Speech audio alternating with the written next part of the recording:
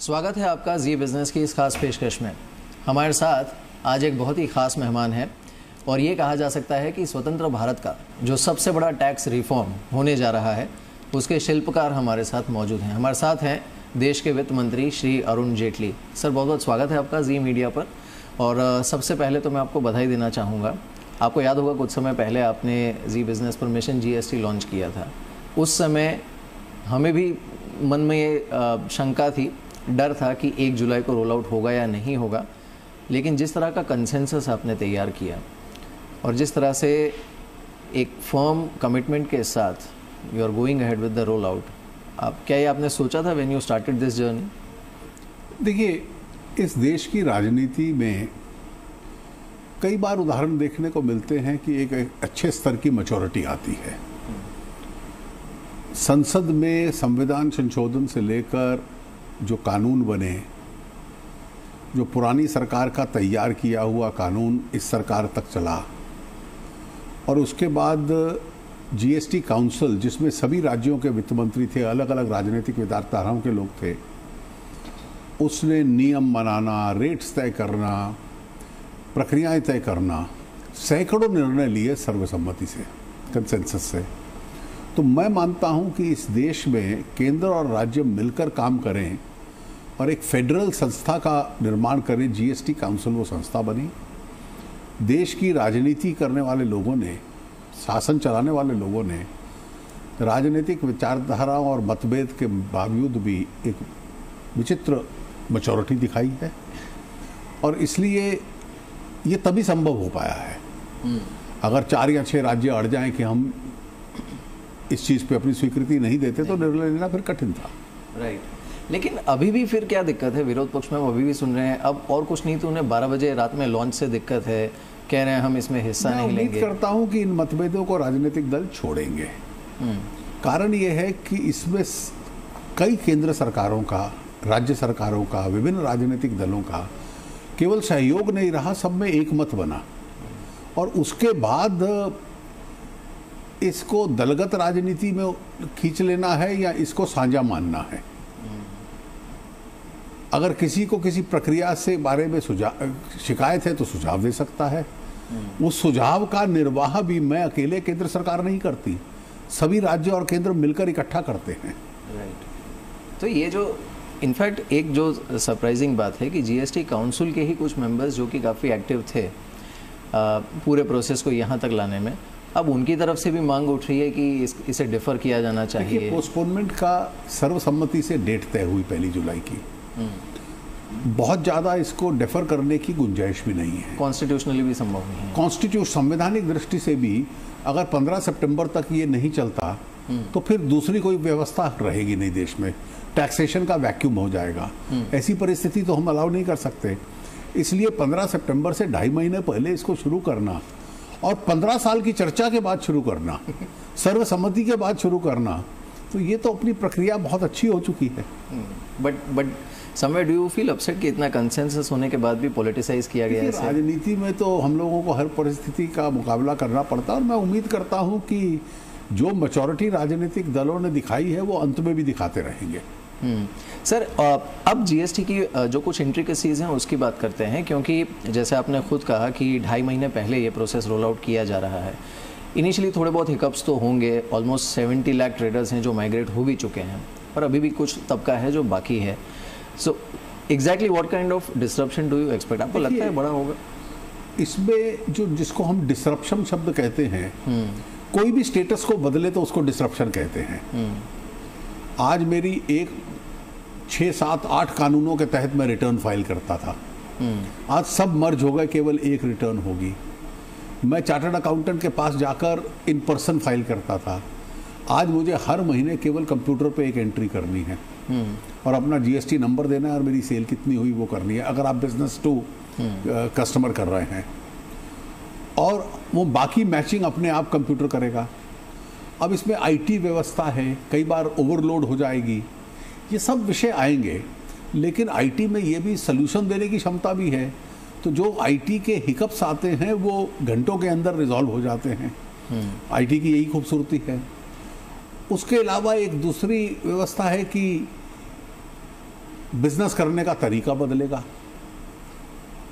तीसरा ये है कि आज तक जो व्यवस्था थी उसमें बड़े पैमाने पे इवेजन पॉसिबल था, इसमें चेक्स एंड बैलेंसेस अधिक हैं और इसलिए व्यवसाय आपको औपचारिक तरीके से खातों के मुताबिक करना पड़ेगा। You expect compliance to improve going forward? Certainly a more efficient system leads to larger compliances. लेकिन जो पहला साल है उसमें कम से कम रेवेन्यू प्रोजेक्शन थोड़ा डिफिकल्ट हो जाएगा, टोटल रेवेन्यू? मैं अभी नहीं कहूँगा कितने लोग रजिस्टर करते हैं, कितने पुराने माइग्रेट करते हैं, कितने नए लोग इसमें आते हैं, कंप्लायंस लेवल कितना होता है। पहले कुछ महीनों में हम थोड़ा रिलैक्सेशन भी दे रहे हैं समय सीमा का, जब तक लोगों को पूरा अभ्यास ना हो जाए। इनफैक्ट अभी भी जो कुछ ट्रेड बॉडीज़ हैं, चाहे अब जैसे टेक्सटाइल है, आज हमने देखा सिरेमिक्स इंडस्ट्री एक अपना अलग प्रोटेस्ट कर रही थी। अब इनकी जो शिकायतें इसमें वाकई कितना वजूद है? बिकॉज आप खुद काफ़ी डेलीगेशन से मिले हैं, अकोमोडेट किया है। हम लोगों इसको आफ्टर ऑल ये जीएसटी काउंसिल में भी डेमोक्रेटिक लोग हैं, सब चुनी हुई सरकारों के प्रतिनिधि हैं और एक ओपन माइंड के साथ काम करते हैं। अब हजारों कमोडिटीज़ के रेट्स तय किए हैं। हमने उस रेट तय करने में दो सिद्धांत फॉलो किए। पहला इक्विवेलेंस का, पहले कितना देते थे लगभग उसके बराबर ही हो, बहुत ज़्यादा फर्क ना आए। दूसरा रेवेन्यू न्यूट्रलिटी का, कि इतना भी कम ना करे कि सरकारों को ही घाटा हो जाए, सरकारें ही ना चल पाए। इसके बावजूद भी अगर किसी को कोई शिकायत है तो उसकी भी सुनवाई होती है। पहले एक फिटमेंट कमेटी है, उसको देखती है, वो फिर काउंसिल को अपनी सिफारिश देती है, फिर काउंसिल में तर्क होते हैं। कोई 60-65 कमोडिटीज ऐसी हैं जिसमें हमने डिसीजन रिव्यू भी किए हैं। रिव्यू किया गया। तो किसी को शिकायत है तो आकर अपनी रिप्रेजेंटेशन दे दे, उस प्रक्रिया में उसको कंसिडर कर लिया जाएगा। लेकिन दबाव में आकर कोई निर्णय बदला जाएगा, कल को सारा देश कह दे मैं टैक्स नहीं दूंगा, बहुत लोकप्रिय मांग है, और शासन के पास कोई साधन ना रहे, ये तो उचित नहीं होगा। बिल्कुल। इनफैक्ट ये तो खैर आपने सही कहा। अब एक बार जीएसटी रोल आउट होने के बाद दो तरह के लोग होंगे।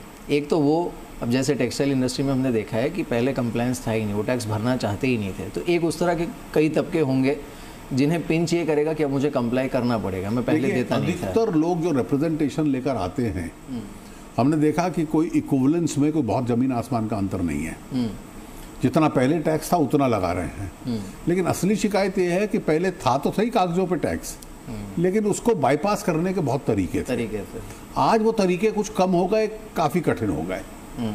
लेकिन दूसरा तबका वो भी होगा जो वाकई कंप्लाई करना चाहता होगा, पर उन्हें शायद कुछ इनिशियल टेक्निकल हिकअप्स है, तो क्या उनके साथ थोड़ा रिलीफ बरती जाएगी? हम लोगों ने उनको रिलैक्सेशन दिया। जुलाई की रिटर्न 10 अगस्त तक फाइल होगी। हमने कहा कि अगर आपको सीखने में समय लगेगा तो हमने 15 सितंबर तक टाइम दे दिया। अब केवल एक जीएसटीएन नंबर लेना कंप्यूटर एप्लीकेशन से बहुत सरल काम है, और उसके बाद अपने 1 महीने की सेल का डेटा उसमें डाल देना तो बहुत कठिन काम नहीं है। कोई छुपाने की कोशिश करोगे तो कठिनाई है, लेकिन स्पष्टता से करोगे कोई कठिनाई नहीं है। तो इसमें कठिनाई क्या है? राइट। इस काम के लिए हमने 2.5 महीने दे दिए कि अपने 1 महीने का आप डेटा डाल दो सिर्फ अपने जीएसटी नंबर के अगेंस्ट। दूसरा एक जो मुद्दा है कि कुछ कमोडिटीज़ जिन्हें फिलहाल स्टेट्स के रेवेन्यू प्रोटेक्ट करने के लिए बाहर रखा गया है, चाहे पेट्रोलियम हो या फिर लेकर हो, because that's a separate source for them. अब क्या आपके पास कोई विजन है कि उसे कब तक आप लाना चाहेंगे? देखिए, हम केंद्र की तरफ से जो चाहते थे सभी आ जाएं, लेकिन राज्यों का कंफर्ट लेवल नहीं था, इसलिए उस पर एक राय नहीं हो पाई। लेकिन मुझे लगता है कभी ना कभी राज्यों को मानना पड़ेगा, और विशेष रूप से रियल एस्टेट और पेट्रोलियम प्रोडक्ट्स। रियल एस्टेट इसलिए कि रियल एस्टेट में रेवेन्यू इवेजन बहुत बड़ा है, इनफैक्ट सबसे ज़्यादा होगा। कैश का कारोबार लोग बहुत अधिक करते हैं, और पेट्रोलियम प्रोडक्ट्स में इनपुट्स पे आप टैक्स दे रहे हो, आपको आउटपुट के साइन पे इनपुट क्रेडिट नहीं मिल रहा, तो आप ज़्यादा पैसा दे रहे हो। ये कब तक प्रक्रिया चलेगी? ये तो राज्यों के हित में है कि शीघ्र उसको इस सर्कल में लाएं। मुझे लगता है जब जीएसटीएन की फंक्शनिंग नॉर्मलाइज कर जाएगी और इसका लाभ लोग देखेंगे तो स्वाभाविक रूप से इसको भी लाएंगे। Are you worried about some states जो अभी तक क्लियर नहीं कर पाए हैं, जैसे जेएनके है, वहाँ पर? देखिए, JNK is the only state, कि एकमात्र है। उन धारा 370 की वजह से उनका अपना संविधान है। मेरी उनसे चर्चा हुई है, वहाँ के वित्त मंत्री से भी और मुख्यमंत्री जी से भी, और मुझे उम्मीद है कि वो शीघ्र ही जल्दी कदम उठाएंगे। और मुझे उम्मीद इसलिए है कि JNK में जब तक GST नहीं लागू होता तो उनके कंज्यूमर्स को, उनके ट्रेडर्स को टैक्स 2 बार देना पड़ेगा। पहले इनपुट पे देना पड़ेगा और बाद में फाइनल प्रोडक्ट पे देना पड़ेगा। उनको क्रेडिट नहीं मिलेगा क्योंकि GST चेन का हिस्सा नहीं है। राइट सर, ऑल्सो क्योंकि ज़्यादातर जो आइटम्स हैं उन्हें उन्हीं ब्रैकेट में रखा गया है जिससे कि ओवरऑल एक इन्फ्लेशनरी इम्पैक्ट ना आए, लेकिन कई सारे आइटम्स हैं जिसमें रिलीफ भी दी गई है, खासकर जो निचले तबके के लोग हैं उनके लिए इकोनॉमिकली। तो क्या हम ये उम्मीद कर सकते हैं कि overall this is going to boost consumption rather than what was feared कि एक इन्फ्लेशनरी इम्पैक्ट आएगा? इन्फ्लेशनरी इसलिए नहीं होगा कि टोटल बास्केट है टैक्सेस की जो उसमें टैक्स रेट हमने रीजनेबल किया है, तो टैक्स का कैरेक्टर इन्फ्लेशनरी नहीं है, लेकिन कलेक्शन ज़्यादा हो सकता है, स्प्रेड बढ़ सकता है। और कई आइटम जो 28% में आने चाहिए थे उनको हम 18 में लाए हैं। तो एट सम पॉइंट, जैसे मेरी पिछली बार भी आपसे बात हुई थी बजट के बाद, आपने इंडिकेट किया था कि at some point India will have to migrate to a lesser slab structure. अभी तो अर्ली डेज हैं, बट अभी तो बहुत 4 स्लैब इसलिए हैं क्योंकि अभी अगर हम 2 या 1 स्लैब करते तो फिर कुछ आइटम जो बहुत कम टैक्सेशन पे है उसको ज़्यादा बढ़ाना पड़ता, तो इन्फ्लेशनरी हो सकता था।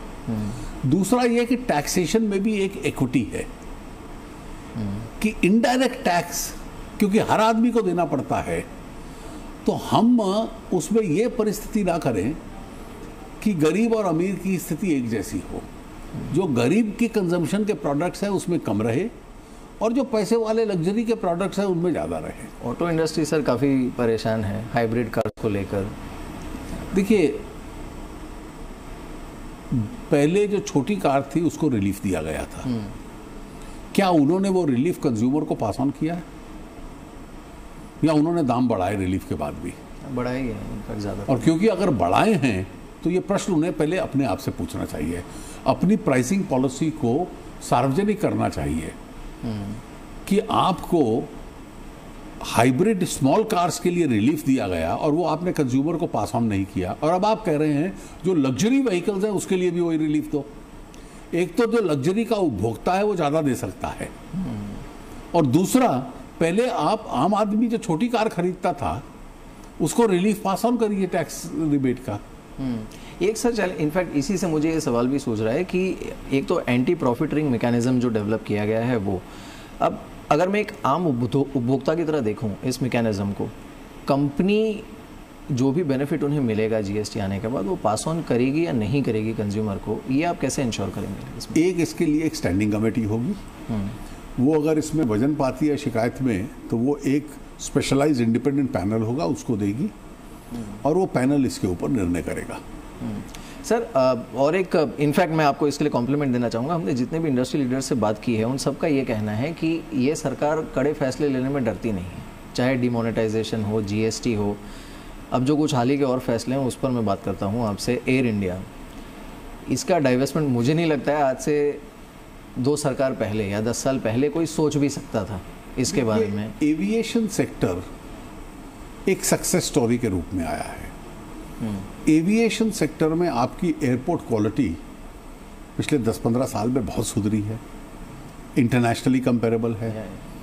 प्राइवेट एयरलाइंस के आने के बाद भाड़े भी नियंत्रण में आए हैं, कंज्यूमर चॉइस भी बढ़ी है, और इसलिए अगर 85-86% पैसेंजर डोमेस्टिक एयरलाइन का प्राइवेट में सफ़र करता है तो 100% भी कर सकता है, उसमें कोई राष्ट्र की प्रतिष्ठा का सवाल नहीं है। और हम एक ऐसी एयरलाइन चलाएं जिसमें टैक्स पेयर के पैसे से घाटा पूरा करें, ये तो उचित नहीं होगा। अब टैक्स केयर का पैसा हेल्थ केयर में जाए, एजुकेशन में जाए, म्यूनिसिपल फैसिलिटीज में जाए या एयरलाइन चलाने में जाए, ये निर्णय इस देश को करना पड़ेगा। बिल्कुल, but politically you don't fear any implications? नहीं, मुझे नहीं लगता। मुझे लगता है कि इस देश के मानस ने जो एविएशन में एक सक्सेस स्टोरी देखी है, वो चाहेगा कि एयर इंडिया उस सक्सेस स्टोरी का हिस्सा बने। But you will have I mean जो भी मॉडल इवॉल्व होगा, somewhere government will have a से। मैं अभी कुछ नहीं कह सकता, जो ग्रुप बना है वो फंक्शन कर ले, उसकी रिपोर्ट आ जाए, उसके बाद ही कह पाऊँ। एक स्टैंड ऑफ सर जिसकी काफ़ी बात हुई है वो that's between the government and the RBI और द मॉनेटरी पॉलिसी कमेटी। आप क्या कहना कोई चाहेंगे? स्टैंड ऑफ नहीं है, देखिए कोई स्टैंड ऑफ नहीं है। इसमें हर सरकार की इच्छा रहती है कि ब्याज दर थोड़ी कम हो जाए, उससे विकास थोड़ा बढ़ जाएगा, लेकिन इसमें अंतिम निर्णय हमारी व्यवस्था में आरबीआई करता है और मैं उस आरबीआई के अधिकार के साथ कोई छेड़छाड़ हो इसके पक्ष में नहीं हूँ। But do you see the need as an economist? अगर आप देखें इस समय देश देखिए, मैंने आपको कहा कि सरकार की हमेशा इच्छा रहेगी और आज तो मुद्रास्फीति वैसे भी नियंत्रण में है, प्राइस राइज कंट्रोल में है, इनफैक्ट और कम हो सकती है शायद, और इसलिए मेरी उम्मीद और बड़ी रहेगी, लेकिन इसका अधिकार आरबीआई को है। ये रियलिटी है जो मुझे भी स्वीकार करनी पड़ती है।